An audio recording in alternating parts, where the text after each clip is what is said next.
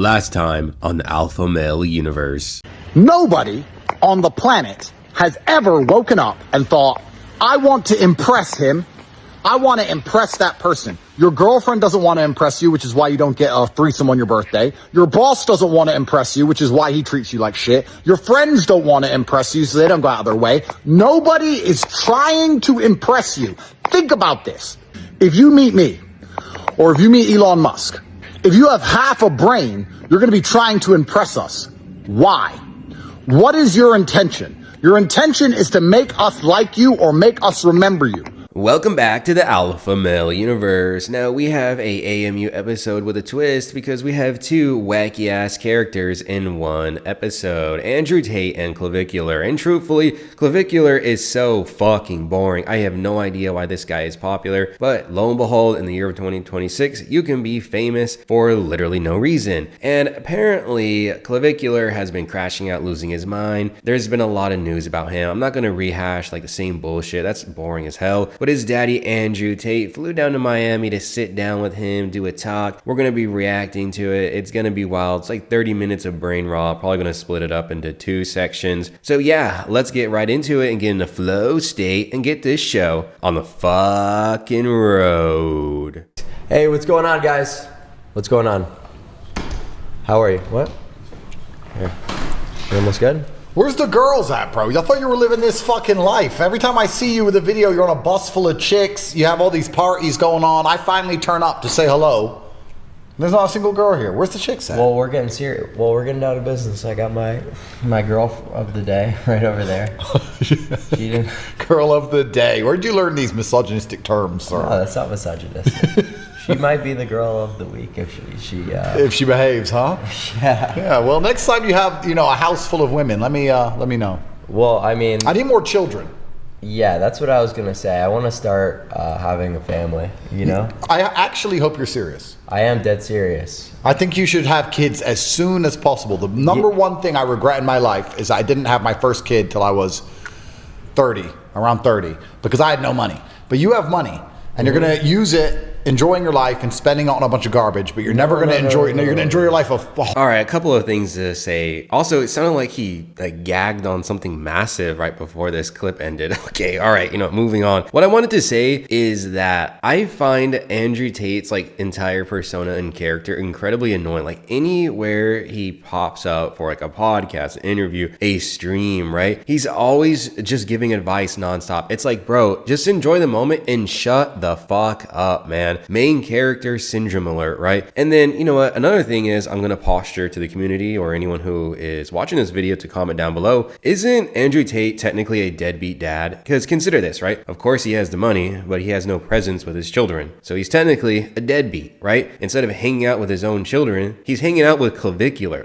Actually think about that, right? I'm not trying to rage bait. I'm not trying to be a hater or whatever and just criticize everything, but he has no presence in his children's life. He'd rather spend that in Miami with some skonkas and BBLs and brickale, right? Instead of spending that precious time with his kid. That is fucking sad, bro. Ask anyone. I do not spend my money on bullshit. I don't. It's because you're white.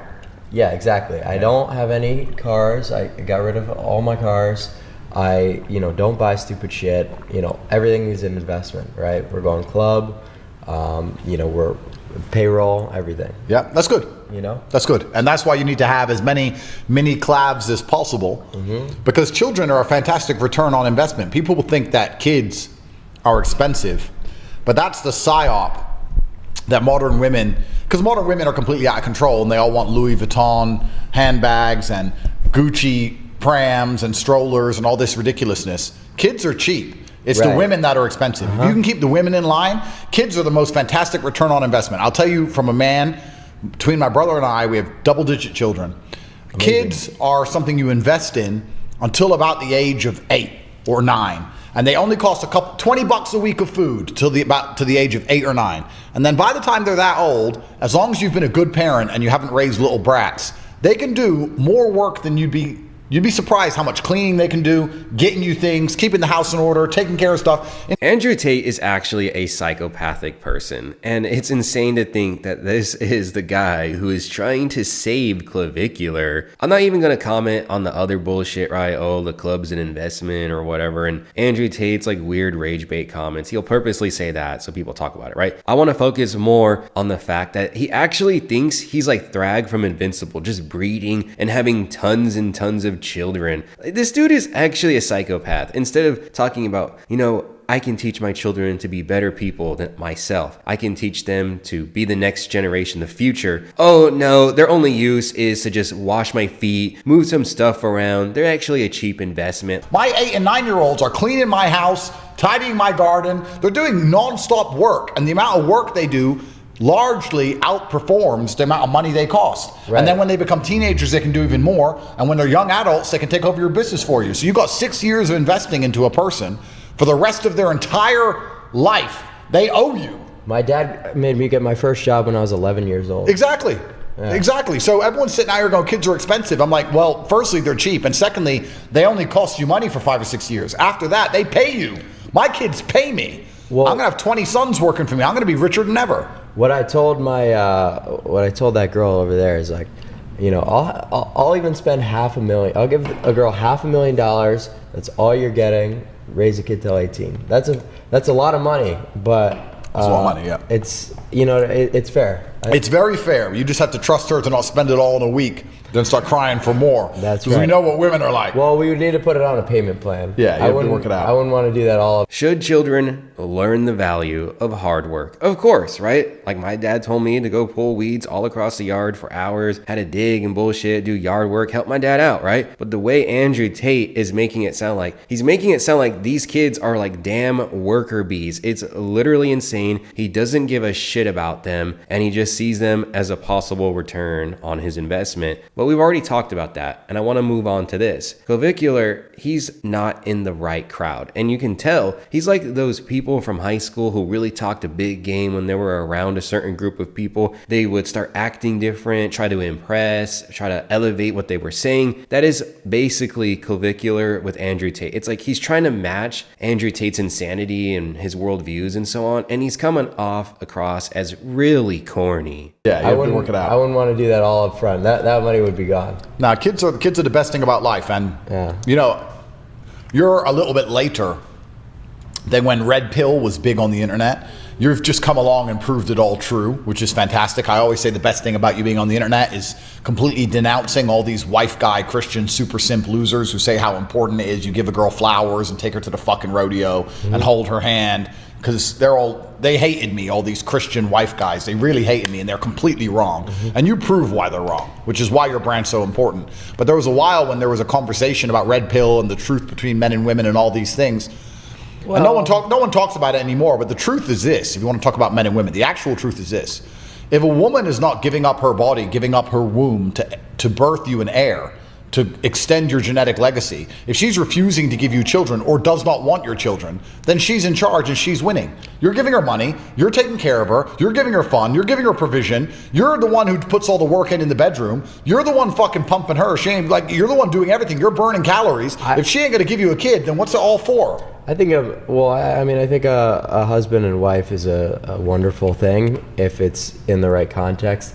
If the power dynamics are correct, if there's true physical attraction there. That's why looks are so important, and like dating your looks match is. This is why I genuinely enjoy doing commentary in the AMU, because there is parity in the opinions I can give on something. Like, it actually gets boring in the long run when it's just rag, roast.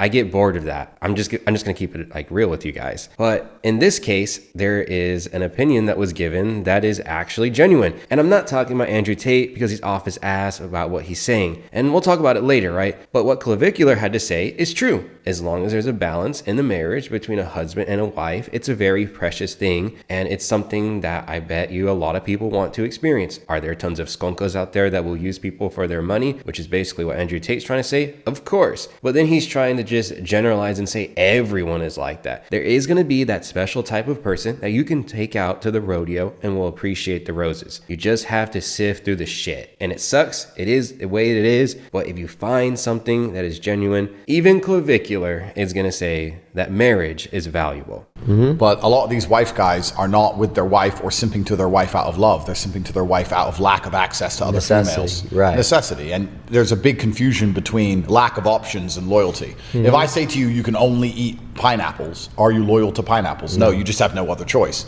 So all these dudes who sit there and they insult you, they insult me, they insult everyone going, oh, these men who chase all these girls are terrible.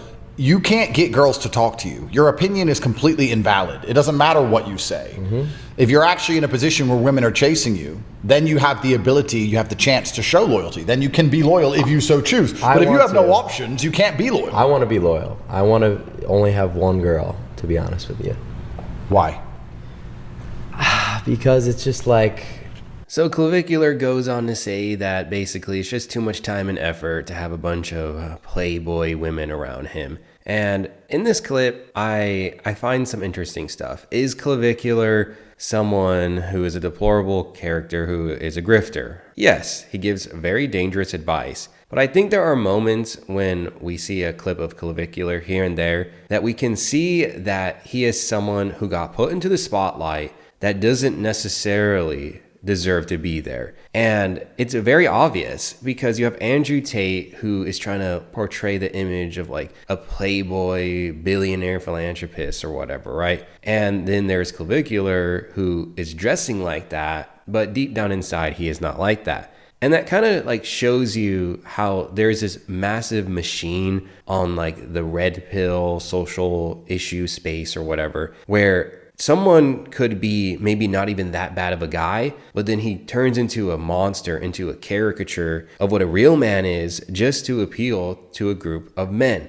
And that's grifting at the end of the day. I'm not justifying Clavicular's actions. I'm just providing some insight. I think it's important to understand the psychology of how do these men end up becoming like these pieces of shit that I've highlighted here on the AMU. And that's basically what happens, right? I think it's funny though that Andrew Tate thinks any woman would ever want him if he didn't have any money, because bro literally has no chin. He's like that bitch Azule. But that is a conversation for another day. And I figured I would probably conclude it here. I'm gonna like maybe frame this as the parenting episode gone wrong. And hopefully you enjoyed. If you're new to this, then please be sure to smash that like button. Then also hit the subscribe button. Discord, maybe you want to swing on by there. And I'll see you in a future AMU episode. Later.